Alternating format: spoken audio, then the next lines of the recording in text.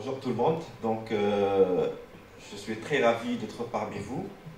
Donc je tiens à remercier énormément nos chers étudiants qui m'ont permis d'être parmi vous aujourd'hui pour contribuer à ce débat. Donc je remercie tout le monde, tous ceux qui ont contribué de près ou de loin à l'organisation de cet événement, à cette opportunité, mais encore plus à tous ceux qui contribuent et qui s'intéressent à la réussite de cet événement. Je tiens effectivement à remercier nos seniors, nos chers enseignants qui sont présents aujourd'hui pour partager avec nous cette discussion. Donc la thématique, innovation et ruralité, quel modèle pour l'inclusion sociale, la gestion de l'eau et la préservation du sol.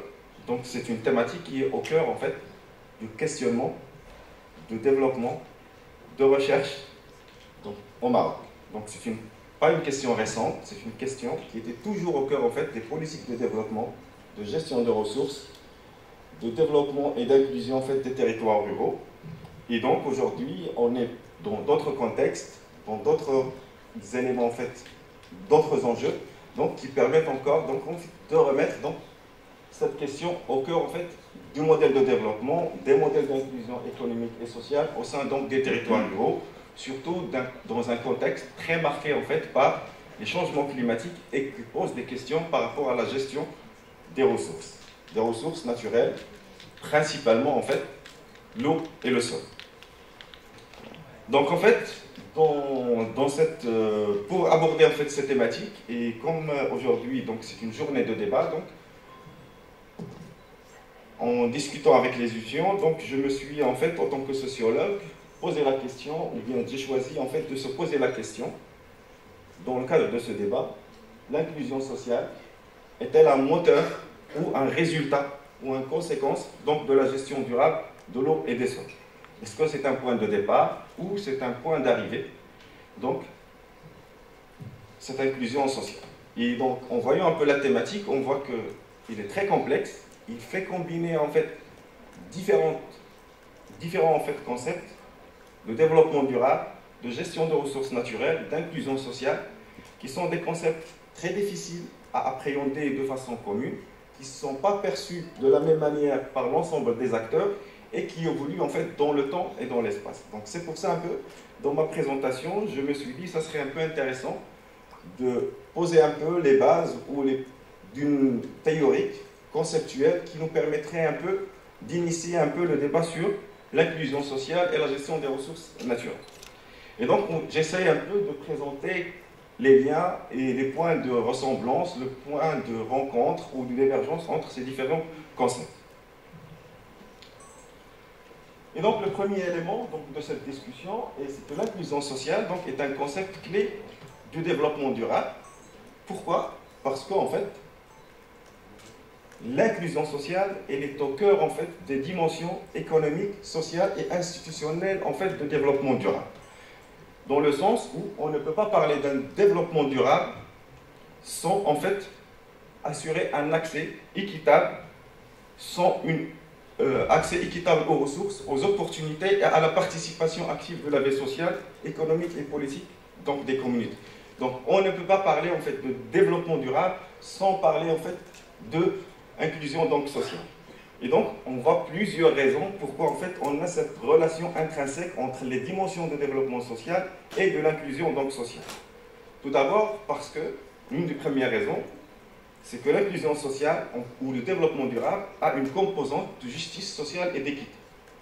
Donc le développement durable, comme défini, repose sur la satisfaction des besoins fondamentaux des générations présentes sans compromettre ceux des générations futures. Et là, on suppose une répartition équitable des ressources et des droits pour les générations actuelles, mais aussi pour les générations futures. Et c'est pour ça qu'on parle de durabilité, parce qu'on se pose la question par rapport à la justice sociale et à l'équité d'accès, pas qu'aux générations actuelles, mais pour les générations futures. La deuxième raison pour laquelle on a cette liaison, c'est que on parle d'un levier de cohésion sociale et de stabilité. C'est que dans les sociétés inclusives, qui sont plus résilientes et plus stables, l'exclusion sociale est un facteur de conflit, de marginalisation et de pauvreté. Donc, en quelque sorte, promouvoir l'inclusion sociale nécessite un développement harmonieux qui prend en considération, en fait, la stabilité des communautés et donc la création de liens au sein donc, de ces communautés. Une confiance dans les institutions, un respect mutuel des règles, et donc on ne peut pas parler, en fait, de cohésion sociale et de développement durable sans, en fait, une stabilité, une cohésion donc, sociale. Donc, une condition pour l'efficacité des politiques publiques. Et donc, en fait, la cohésion sociale, en fait, l'inclusion sociale et le développement durable sont au cœur des politiques publiques. Et c'est l'outil qui nous permet, en fait, de promouvoir le développement et de l'inclusion sociale. Et donc, les politiques de développement durable doivent contribuer et prendre en compte les besoins différenciés des populations. Et donc, ils doivent veiller sur le respect, en fait, des droits des catégories vulnérables pour permettre, en fait, de réduire les inégalités. Parce qu'une politique efficace, publique efficace, c'est une politique, en quelque sorte, qui réduit les inégalités et qui œuvre, en fait, par réduire l'exclusion des catégories sociales. La quatrième raison, c'est qu'en fait, on parle d'un vecteur d'empowerment et de participation citoyenne. Donc, l'inclusion sociale favorise la participation active des citoyens au processus décisionnel. Donc, à travers une inclusion sociale, donc, on renforce la participation citoyenne, la participation des communautés dans la vie économique, sociale, et donc, cette participation rend plus facile, en fait, de produire et de mettre en place des politiques qui prennent en considération les réalités et les adaptations avec, en fait, les contextes locaux et les contextes spécifiques. Donc, ça permet, en fait, de créer et de mettre en place des politiques qui ne sont pas déconnectées, en fait, des réalités, donc, du terrain. Donc, la participation citoyenne, donc, ça permet cette prise en considération, donc, des réalités et d'adaptation, donc, des politiques publiques. Le deuxième lien que j'essaye un peu de discuter avec vous, c'est le lien entre, en fait, gestion sociale et inclusion sociale et gestion des ressources naturelles, qui sont profondément donc interconnectés, surtout dans le milieu rural. Pourquoi? Parce que les ressources naturelles dans le milieu rural, ils ont une priorité, ils sont en fait les fondements des systèmes de subsistance. Donc, sans l'accès, sans l'implication en fait dans le milieu rural des populations dans l'exploitation, l'accès, la gestion, la gouvernance donc, de ces ressources donc, naturelles, on ne peut pas parler de durabilité écologique et de justice sociale.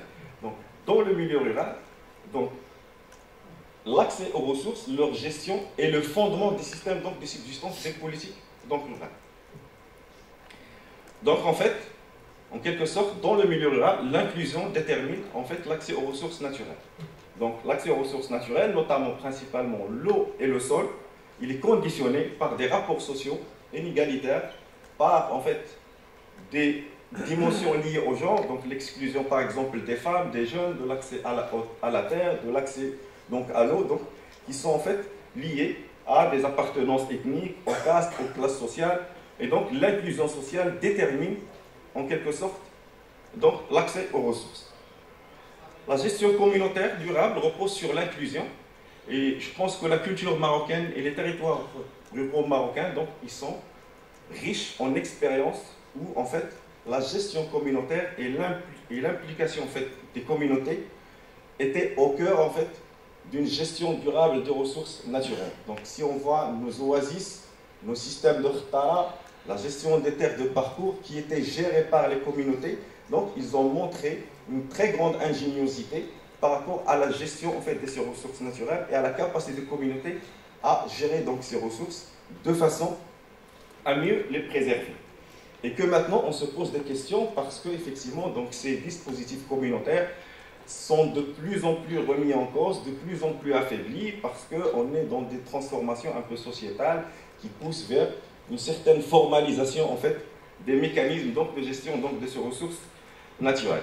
Donc en fait, la gestion communautaire, elle est au cœur en fait de la légitimité des règles de gestion qui permettent en quelque sorte de préserver et de respecter donc les ressources et des règles qui permettent en quelque sorte une meilleure préservation donc de ces ressources. L'inclusion renforce la résilience écologique et sociale, du moment que, en fait, les systèmes ruraux inclusifs sont peu résilients face au changement climatique, aux crises économiques et conflits d'usage. Donc, en intégrant en fait les savoirs locaux, les expériences et les intérêts d'une diversité d'acteurs, on obtient des pratiques de gestion plus adaptées aux réalités donc, locales. Donc, en quelque sorte, la résilience écologique et sociale, il est en fait construit autour de l'implication des différentes catégories sociales et donc de la combinaison et la prise en compte des intérêts convergents en fait des différents acteurs qui existent au niveau du territoire. Et donc cette prise en considération de cette divergence, de ces différentes perceptions en fait des intérêts, permet en quelque sorte à travers l'inclusion sociale donc de les prendre en considération et donc de développer des pratiques, des politiques de gestion plus adaptées donc aux réalités donc locales. Et le dernier point, en fait, de lien entre la gestion des ressources et l'inclusion sociale, c'est qu'en fait, à travers une mauvaise inclusion sociale, on reproduit les inégalités, on renforce les inégalités, et donc on aggrave en fait l'exclusion sociale, ce qui permet, ce qui se traduit par une forte marginalisation des populations locales, ce qui peut être en quelque sorte source de conflits ou de surexploitation en fait de ressources naturelles. Et les expériences au Maroc, en fait, de conflits, de marginalisation et d'exclusion autour en fait, de l'exploitation des ressources souterraines en eau, ce n'est pas qui manque. Donc, en fait, on a des disparités en fait, d'accès, d'exclusion des petits, par exemple, agriculteurs, qui se traduisent par des conflits, par une forte compétition sur la ressource naturelle, et donc qui remettent en cause en fait la durabilité donc, de ces ressources. Donc, les inégalités dans la gestion aggravent en fait l'exclusion et accroît donc les conflits autour en fait, de ces ressources. Donc à travers en fait, cette relation entre inclusion sociale et développement durable, donc on a vu un peu ces liens, mais on n'a pas en quelque sorte défini qu'est-ce que c'est l'inclusion sociale. On a parlé en quoi il est lié au développement durable, en quoi il est lié en fait, à la gestion de ressources naturelles, mais sans vraiment parler de qu'est-ce que c'est en fait l'inclusion sociale. Et donc, quand on parle d'inclusion sociale, elle est souvent en fait appréhendée par rapport à son opposé, qui est en fait le concept de l'exclusion donc sociale. Et donc, l'exclusion sociale réfère à l'inhabilité d'un individu à participer au fonctionnement social, politique et économique de la société dans laquelle il vit. C'est en quelque sorte une forme de marginalisation de sa mise en fait en dehors du fonctionnement de sa société. Et donc, en termes de définition, l'inclusion sociale est un processus qui a comme objectif ou qui vise à faire en sorte que toutes les personnes aient les moyens de participer en tant que membres pour valoriser, respecter et contribuer à leur communauté, à la société. Donc, l'inclusion sociale, c'est tous les processus qui permettent en quelque sorte l'intégration des individus, des groupes, et notamment les groupes vulnérables, de manière active et équitable dans toutes les sphères de la société, qu'elles soient économiques, sociales, politiques ou culturelles. Donc c'est un processus qui vise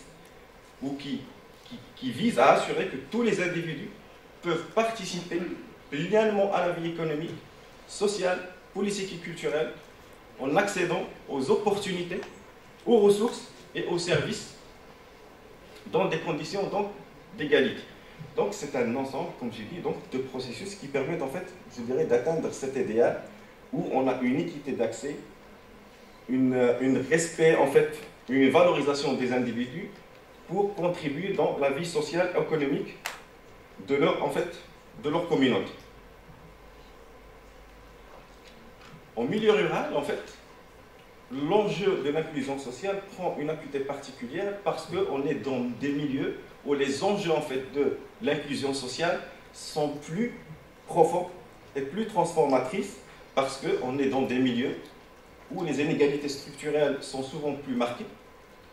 On est dans des milieux souvent caractérisés par un isolement et un désenclavement. On est dans des milieux caractérisés par une faible infrastructure et donc un accès très limité aux services publics. Donc ces communautés sont très peu ou sous-représentés donc, dans les instances décisionnelles, donc, qui mettent en place les politiques publiques et qui permettent à ces populations en fait, de faire entendre leur voix. Et bien sûr, surtout dans le milieu rural, étant donné notre histoire, notre culture, donc on a en fait de nombreux groupes sociaux qui sont exposés à des formes d'exclusion persistantes, notamment donc les femmes et les jeunes. Et donc, partant en fait du fait que l'inclusion donc est un processus, la spécificité du milieu rural, donc l'inclusion sociale dans un contexte spécifique du milieu rural au Maroc vise non seulement à corriger en fait les déséquilibres existants, mais aussi à transformer les structures sociales, les institutions, les structures sociales, institutionnelles et culturelles qui produisent donc ces inégalités. Donc en fait, l'inclusion sociale ne vise pas qu'à traiter les symptômes des inégalités, mais de travailler et de atténuer en fait les raisons qui produisent en fait donc ces symptômes. Et donc pour en fait analyser ou appréhender de manière analytique les dynamiques d'inclusion sociale, qui est un processus où on parle de 3 phases, donc les préalables, les premiers résultats en fait de l'inclusion et les transformations et les impacts donc de l'inclusion. Donc je propose un peu de faire en fait 3 niveaux en fait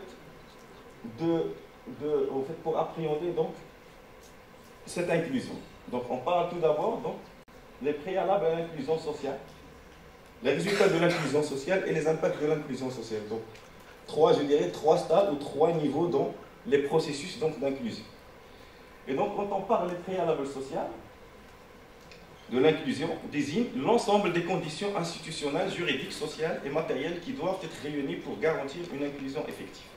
Donc, pour enclencher des dynamiques d'inclusion, il faut des préalables, il faut des infrastructures, des cadres réglementaires institutionnels qui permettent l'inclusion, qui permettent la participation, qui permettent de faire participer donc, les individus, qui leur permettent d'accès aux droits fondamentaux, les écoles, les routes. Donc on parle des préalables de l'inclusion. Donc la mise en place de ces préalables, bien évidemment, ne conditionne pas ou ne garantit pas donc l'inclusion.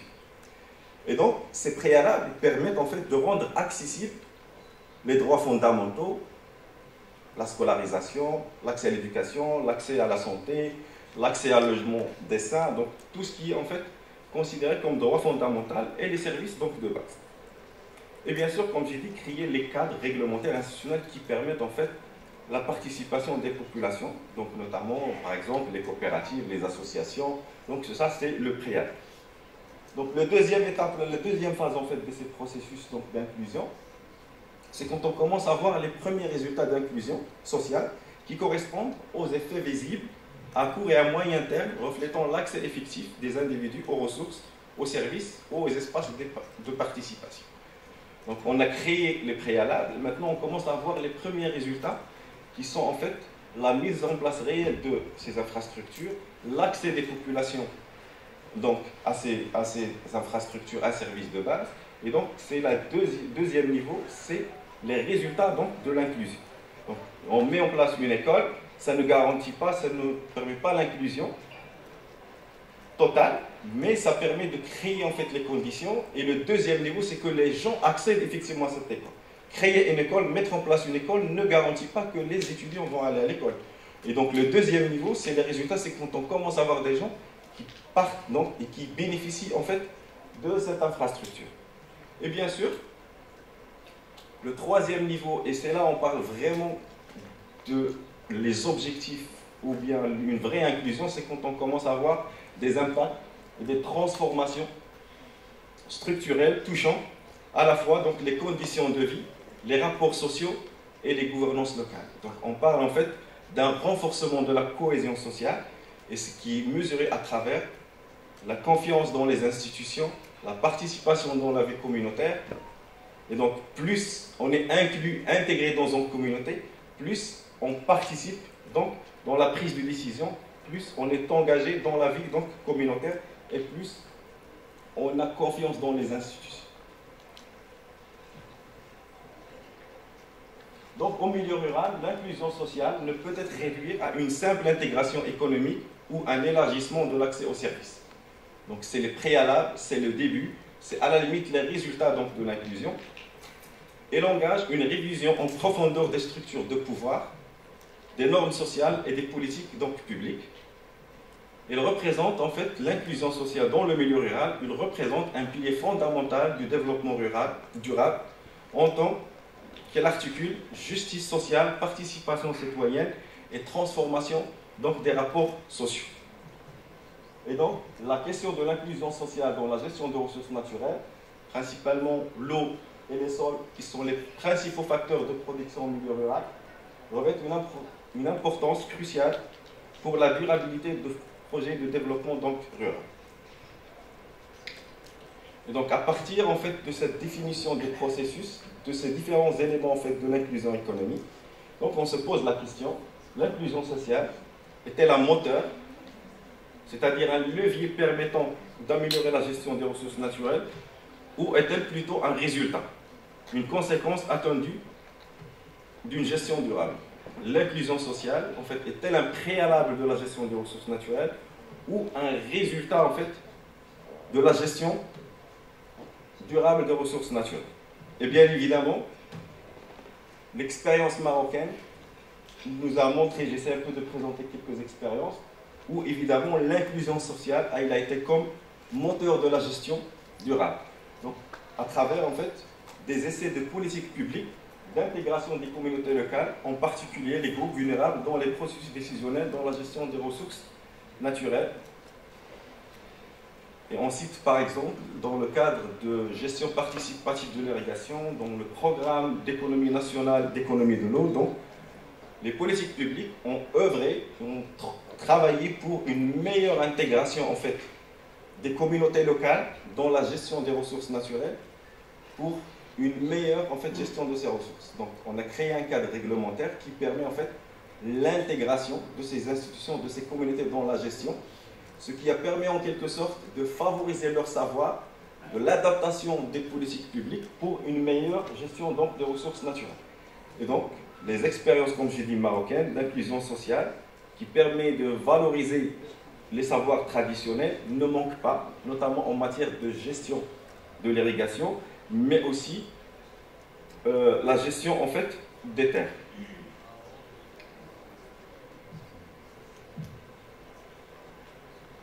Dans d'autres contextes, en fait, l'inclusion sociale peut être en fait considérée comme une conséquence de la gestion durable. Et donc, les politiques durables, donc, on a des expériences au Maroc qui ont montré que les politiques de gestion équitable et durable des ressources naturelles génèrent à terme une inclusion accrue des communautés rurales, et notamment dans le cas des projets, par exemple, de reforestation participative et de lutte contre l'érosion des sols, où la mise en place en fait, de ces politiques a permis en quelque sorte de créer de l'emploi, a créé en fait des conditions de renforcement de la cohésion sociale et de l'amélioration de la vie des communautés locales, ce qui a en quelque sorte induit une meilleure inclusion donc, des communautés.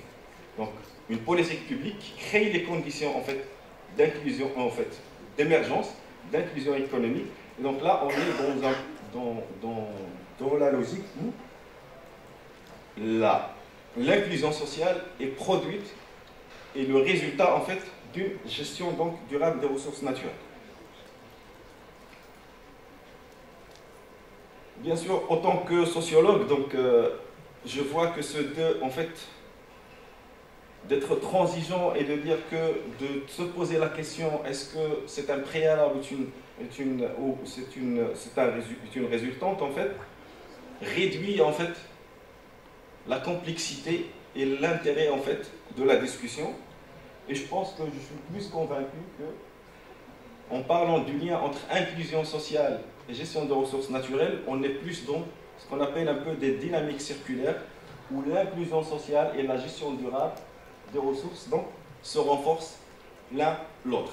Donc l'inclusion sociale et la gestion durable des ressources naturelles peuvent suivre un cercle vertueux où les deux dimensions se renforcent mutuellement.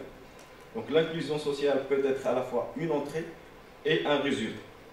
Donc l'inclusion sociale dans la gestion des ressources naturelles peut être envisagée tant comme moteur que comme résultat de la gestion donc, des ressources en eau et en sol. Et ceci à travers une approche inclusive qui permet non seulement d'améliorer la gestion des ressources, mais elle produit également des effets sociaux positifs, des transformations sociétales qui renforcent la résilience des communautés rurales donc face aux défis environnementaux. C'est ça, bien sûr, en mettant en place une gouvernance participative, en valorisant les savoirs locaux et avec une meilleure implication donc, de l'ensemble des parties prenantes dans les territoires.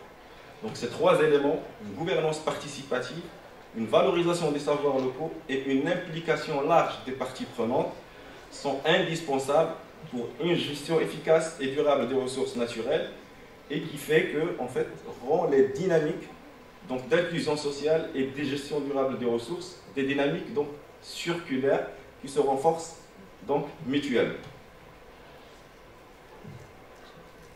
Et merci pour votre attention.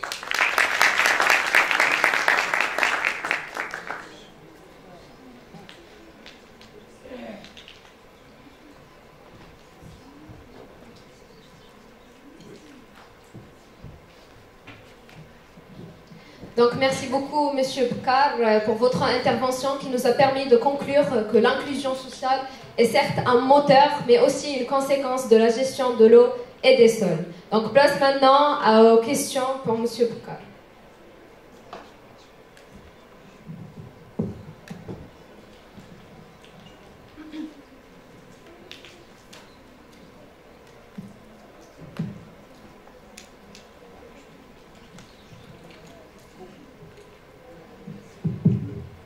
Merci. Ahmed Bouaziz, ancien professeur d'agronomie à l'IAV. Je connais bien Younes parce que j'étais même dans son jury de recrutement. Les remerciements étaient pour vous aussi. Je vais poser une question sur les liens entre le global et le local. Parce que lorsqu'il y a des dysfonctionnements, en général, ils sont liés au fait que le législateur se trouve au niveau central et celui qui applique est au niveau local. Et ça, c'est le premier constat. Le deuxième, c'est que moi, personnellement, je me pose la question si nos communes rurales sont à la bonne échelle. Parce que par rapport à ce qui se passe en France, les communes ou les mairies, il y a des mairies de 500 habitants, de 300 habitants et même jusqu'à 1000 habitants. Mais ça correspond chez nous à un niveau du douar, ou là du qsar, dans les oasis.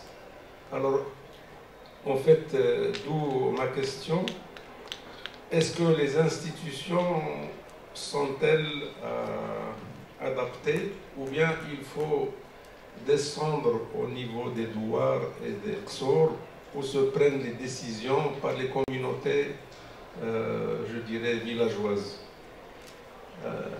Parce que j'ai bien suivi ce que vous avez dit et ça m'a fait réfléchir à un certain nombre de pratiques qui ont malheureusement disparu. Vous n'avez pas parlé de la gestion des parcours et des agdals dans les zones de montagne, qui est une sorte de gestion des ressources naturelles végétales, mais aussi peut-être animales. Et moi, j'aurais souhaité que vous vous étendiez un peu aussi, même le titre, il faut peut-être inclure les parcours, les ressources végétales et animales. Donc, la question, c'est est-ce que nos communes sont à la bonne échelle? Ou bien faut-il descendre encore plus bas vers des communes de douar ou d'Oxour? Parce que c'est là où il y avait historiquement des jma'a qui se réunissaient, qui prenaient des décisions en ce qui concerne la gestion de l'eau, la gestion des parcours, etc. Merci beaucoup. Mais c'est une thématique très, très importante et très porteuse. Donc on répond ou... Donc, merci Sibou Aziz pour la question en fait très intéressante. Donc, je dirais, je n'ai pas en fait une réponse claire et tranchée par rapport à ce point parce que c'est une question effectivement très complexe, mais je ne partage pas avec vous. C'est un peu ce que j'ai dit tout à l'heure par rapport à l'inclusion. C'est qu'en fait, une politique publique réussie, c'est une politique publique en fait qui prend en fait la diversité, qui prend la spécificité en fait des communautés et des territoires. Donc, est-ce que les communes, c'est la bonne échelle? Mais la bonne échelle par rapport à quoi? Parce qu'en fait, on a les échelles en fait qui peuvent être en fait multiples. Et donc, est-ce qu'on a en fait des dispositifs de gouvernance qui sont adaptés aux différentes échelles et aux différents, je dirais en fait, différents territoires? Le territoire de l'eau, le milieu rural est totalement structuré autour en fait de l'appartenance ethnique et de la morphologie sociale. Donc, effectivement, la gestion bien des parcours, la gestion de l'eau, l'accès au foncier, donc tout ça, effectivement, il a été toujours structuré autour en fait de l'organisation communautaire basée sur l'appartenance donc ethnique. Et donc c'était une bonne échelle en fait qui permettait en quelque sorte on avait un modèle d'inclusion à ces échelles qui était très performant. Et donc au moment où on a commencé à perturber, à mon avis, ce système, c'est là où on a commencé effectivement donc à remettre en cause dans une perspective en fait de passer vers des structures formelles où on a commencé en fait, on n'a pas réussi à articuler en fait ces formes formelles avec en fait des formes d'organisation donc continues. Et ça c'est le grand défi, donc comment articuler en fait les anciens pratiques, les anciens savoirs, les anciennes règles, l'ancienne légitimité des règles, parce que maintenant en fait ces règles, bien qu'ils sont toujours présents, ils ne sont pas respectés. Donc les nouvelles générations ne les respectent pas parce que on est en fait, comme j'ai dit, on est dans un conflit entre, je dirais, un manque d'articulation entre les jeunes, le formel, et les anciens, le traditionnel, le coutumier, et donc très peu d'expérience en fait ont réussi à articuler en fait ces deux modèles donc de gouvernance. Maintenant, est-ce que la commune est l'échelle en fait, la bonne échelle? Moi je dirais, la question elle est ailleurs. Est-ce que les communes maintenant, ils sont opérationnels et ils jouent leur rôle pour lesquels ils sont en fait créés? Normalement en fait, les communes doivent être en fait une arène de participation communautaire, une arène d'inclusion pour la prise de décision. Les communes doivent être les porteurs des dynamiques de développement et de transformation. Donc normalement, je dirais dans un monde idéal où le monde qui est en fait réfléchi, les communes sont les porteurs de développement à leur échelle. Mais malheureusement, à mon avis, on n'est pas encore à ce stade d'opérationnaliser et que les communes ne sont pas toujours au cœur de développement de territoire.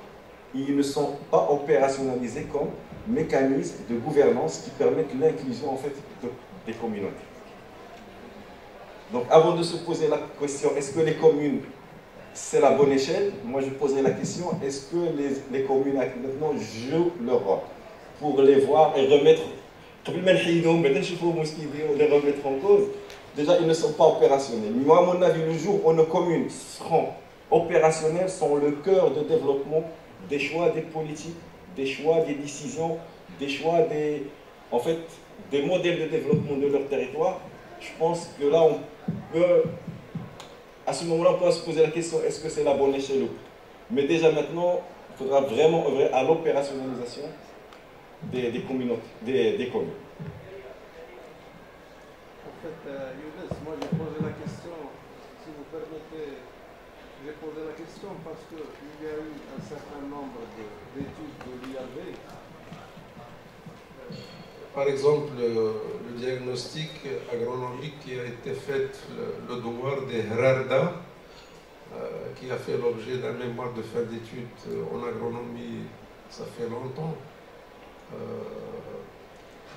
Il montre que même les assolements collectifs, ils se jouaient à ce niveau-là. C'est-à-dire, on décide cette année que dans le douar, c'est-à-dire, moi je considère que le douar, c'est la bonne échelle de gestion et d'inclusion sociale, parce qu'on connaît qui est pauvre, qui n'est pas pauvre, qui est riche, qui n'est pas riche, et même lorsque j'étais jeune, mon grand-père, il était faqih. Et chaque fois qu'il y a un invité étranger qui vient au douar, on sait qu'il y a un tour de rôle de prise en charge de ceux qui viennent de l'extérieur. Et il lui dit, tu vas manger chez Monsieur X, etc. Donc et puis, je ne sais pas, vous avez dû voir la thèse d'Al-Arbi Mzin sur l'histoire du Tafilel au XVIIe et au XVIIIe siècle, et qui inclut comment fonctionne un douar, le Khsar al-Gara.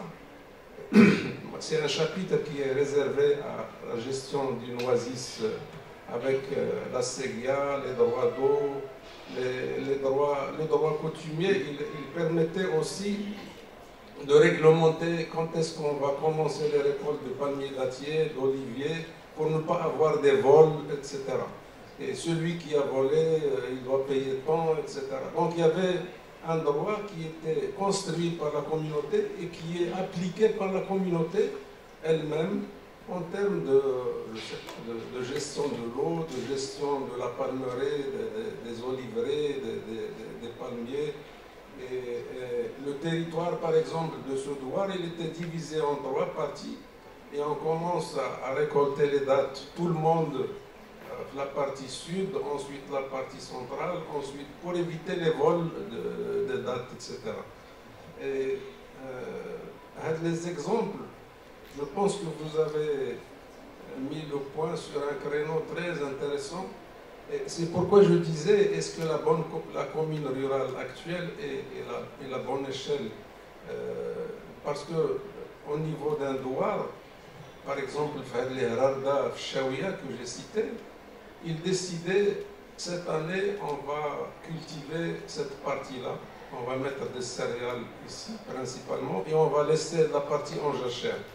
Et la partie en jachère, elle était aussi pâturée par les troupeaux du douar, etc., d'un commun accord de toute la communauté. Et puis les Agdal du Haut Atlas, qui sont étudiés dans la thèse d'Alain Bourbouz, c'est un autre exemple de gestion communautaire des ressources végétales. Donc c'est dans ce sens-là que j'ai posé la question, est-ce qu'on est à la bonne échelle? Ou là, est-ce que les Marocains, avec un grand thème, ne doivent pas réfléchir à suivre un peu l'exemple français, c'est-à-dire de mettre les communes, ou là, une autre appellation,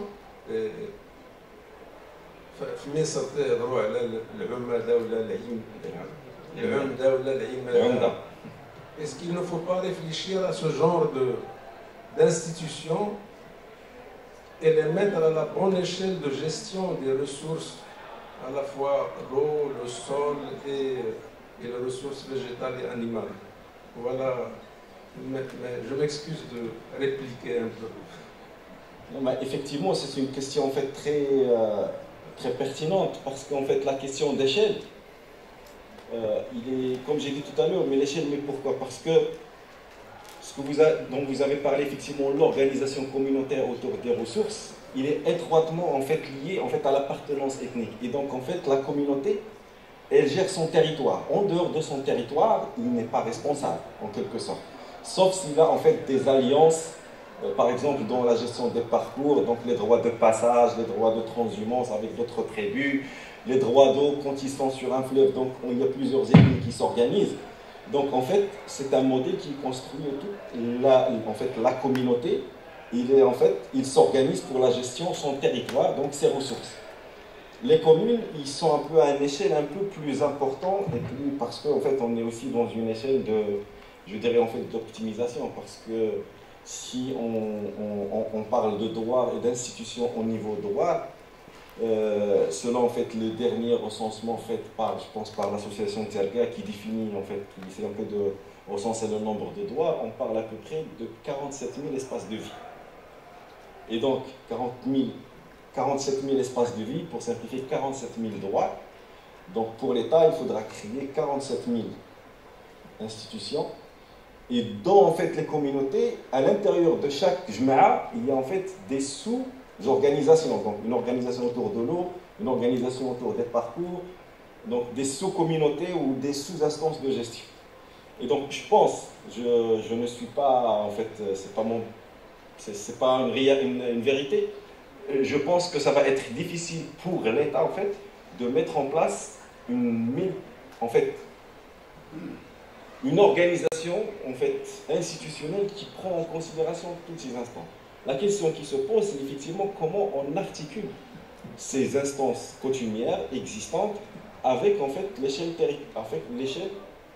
de la commune. Parce que dans la commune, on a des représentants, vous le savez très bien, les élections, ils sont aussi ethniquement structurés dans le milieu rural. Donc, elle a des représentants de chaque communauté qui font partie donc, des membres des conseils communaux. Et donc, pour dépasser en fait cette multitude, je dirais en fait, cette multitude ce grand nombre de structures, pour sortir en fait, parce qu'à l'échelle des communes, on est sur des territoires qui appartiennent à différentes communautés. Donc, pour un niveau d'agrégation plus important, je pense que les communes doivent jouer ce rôle et doivent en fait œuvrer pour prendre en considération cette diversité. Donc comment articuler ces instances qui sont à l'échelle des territoires, à l'échelle des droits, avec les instances formelles. Et c'est ça le problème en fait, je pense, des politiques publiques au Maroc, c'est d'articuler le communautaire qui est multi-échelle avec en fait les échelles en fait, de prise de décision et d'action publique. Donc on a en fait un problème d'articulation entre ces deux territoires, ces deux échelles. C'est bon ?